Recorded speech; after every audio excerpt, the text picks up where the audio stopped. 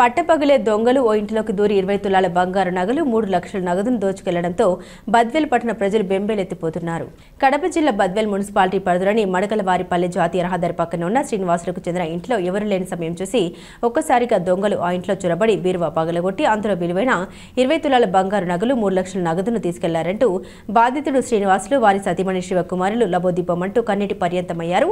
తాను పొలం పనికి వెళ్లాలని ఇంట్లోని వారు బాగోలేదని చూపించుకునేందుకు ఆసుపత్రికి వెళ్లి తిరిగి వచ్చేలోపే ఈ దారుణం జరిగిందని వారు కన్నీటి పర్యంతమయ్యారు. విషయం తెలుసుకున్న Badvel rural CI Nagabhushanam SI శ్రీకాంత్లు తన సిబ్బందితో సంఘటనా స్థలానికి చేరుకుని చోరీకి గురైన పరిసరాల్ని వారు పరిశీలించారు.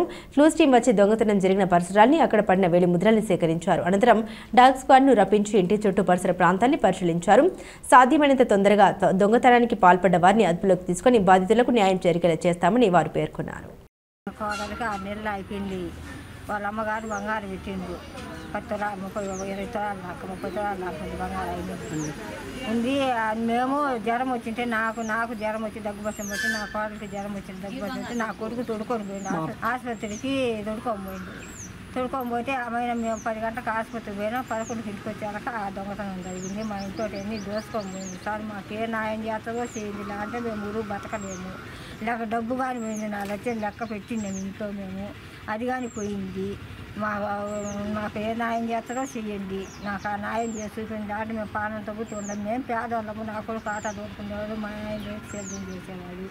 మేము ఏదో పైలకు పాటు పెట్టుకోవాలని అప్పుడు తెచ్చి పెట్టుకున్నాము సార్. మేము మాకు మటుకు న్యాయం చేయండి, మా బంగారు మా డబ్బు మాకు చేస్తుంది, ఉండైనా పట్టుకోండి. అది సార్ నేను కోరుకుంటేది, ఏమి లేదు.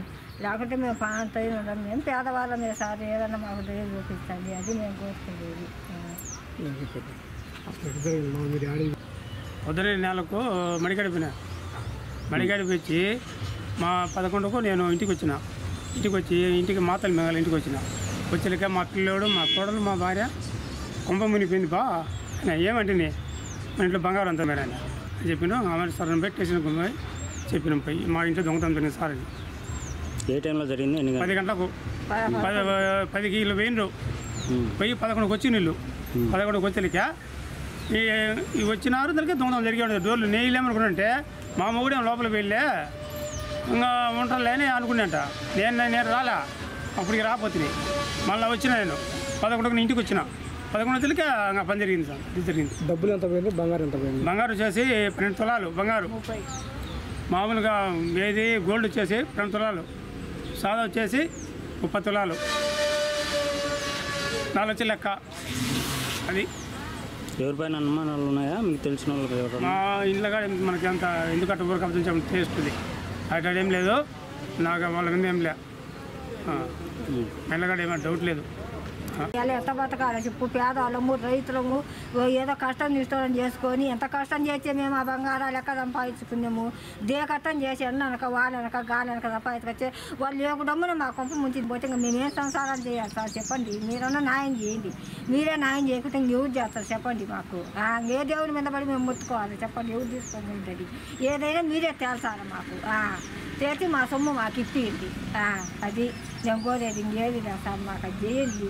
మాకు అంత సర్వం దోసుకోబోయి ఇంకేమీ లేదు మాకు. మేము నిరాయితీగా ఉండము, గుర్తు మనసులో ఉండము. ఇంట్లో మాకు న్యాయం చెయ్యండి, అదే మేము అడిగేది. నేనేం అడగలే సార్ మిమ్మల్ని, అదే మేము దయచేసి అది చేయండి మాకు న్యాయం. అది మడకలవారిపల్లె గ్రామంలో బద్వేలు నెల్లూరు హైవే పక్కన చీర్ల శ్రీనివాసులు అనే వ్యక్తి హౌస్ ఉంటుంది. ఇక్కడ ఆ హౌస్ రోడ్డు పక్కనే ఉంటుంది. ఆ ఇంట్లో వచ్చి వాళ్ళ భార్య, వాళ్ళ కొడుకు, కోడలు ఉంటారు. కొడుకు వచ్చి వేరే పని మీద బయటికి పోయినాడు. భర్త కూడా చీర్ల శ్రీనివాసులు అనే వ్యక్తి కూడా బయటికి పని మీద పోయాడు. తర్వాత కోడలు, అత్త ఇద్దరు కలిసి ఉదయం 10 గంటల సమయంలో లాక్ చేసి హాస్పిటల్కి కానీ పోయినారు. మళ్ళీ 11 గంటలకు వచ్చి చూసుకుంటే లాక్ చేసి పోయినారు. వాళ్ళు వచ్చి చూసుకుంటే బయట డోరుకు తాళం పగలు బ్రేక్ చేయబడి, తర్వాత లోపలికి పోయి ఆ బీరువా పైన ఉంటాయి, ఆ కీస్ తీసుకున్న తర్వాత లోపల సీక్రెట్ అల్మరాక్స్ ఉంటాయి కదా, అల్మరాక్స్ లాక్ ఉన్నా కూడా దాన్ని ఒక రాడ్ పెట్టి బ్రేక్ చేసి దాంట్లో ఉండబడిన బంగారు వస్తువులు, తర్వాత కొంత క్యాష్ పోయిందని చెప్తున్నారు. దీని మీద కంప్లైంట్ తీసుకొని కేసు నమోదు చేయడం జరుగుతుంది. అలాగే దీని మీద మా పై అధికారులు కూడా చాలా సీరియస్గా ఉన్నారు. ఈ కేసును ఎట్లా తిరిగి డిటెక్ట్ చేయాలనే ఉద్దేశంతో క్లూస్ టీమ్ని పిలిపించడం జరిగింది. డాగ్ స్క్వాడ్ కూడా వస్తుంది. తర్వాత అలాగే district crime party CI Bhaskar Reddy ఆధ్వర్యంలో ఆ పార్టీ కూడా వచ్చి ఇక్కడ వెరిఫై చేయడం జరుగుతుంది. చుట్టుపక్కల సీసీ కెమెరాలు, తర్వాత సస్పెక్ట్స్ కొంతమందిని విచారించడం జరుగుతుంది. దీంట్లో ఇంతవరకు అయితే క్లూస్ అయితే లేవు. దీంట్లో తిరిగి మేము డిటెక్ట్ చేయడానికి ప్రయత్నం చేస్తాం. బద్వేలు ప్రాంత ప్రజలకు పోలీసు వారి విజ్ఞప్తి ఏమిటంటే, ఇంట్లో విలువైన వస్తువులు ఏవి కూడా పెట్టుకొని మీరు లాక్ చేసి బయటికి వెళ్ళడం అనేది కరెక్ట్ కాదు. ఎందుకంటే ఇంట్లో విలువైన ఆభరణాలు, గోల్డ్, క్యాష్ అంతా పెట్టేసి తాళం వేసిపోతే ఎట్లాంటి తాళమైనా వాడు బ్రేక్ చేసి దొంగతనం చేసేదానికి అవకాశం ఉంది. కాబట్టి దీనికి ముఖ్యంగా ఇంట్లో విలువైన వస్తువులు పెట్టకుండా లేదా అవి ఏదైనా లాకర్లో పెట్టుకోవడము తగిన జాగ్రత్తలు తీసుకోవాలి.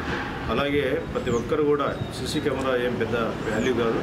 3,000 నుండి 5,000 రూపాయలు మంచి కెమెరాస్ వస్తున్నాయి. ఒక సీసీ కెమెరా కూడా పెట్టుకుంటే కనుక దగ్గరలో ప్రతి ఇల్లు కూడా దాదాపు సీసీ కెమెరా పెట్టుకుంటే ఇట్లాంటి దొంగతనాలు జరిగినప్పుడు పోలీసులు కొంత క్లూ వచ్చేదానికి అవకాశం ఉంది. తర్వాత దీన్ని చేయించడానికి కూడా అవకాశం ఉంటుంది. అందువల్ల దయచేసి ప్రజలందరూ కూడా విలువైన వస్తువులు పెట్టుకొని లాక్ చేసి బంధువుల ఇంటికి పోవడము, విలువైన ఇంట్లో బంగారు వస్తువులను ఇంట్లో పెట్టి పొలాలకు పోవడము, ఇది కూడా ఒక మంచి పరిణామం కాదు. దొంగతనాలు జరుగుతున్నాయి కాబట్టి అందరూ అప్రమత్తంగా ఉండాలని చెప్పి పోలీస్ శాఖ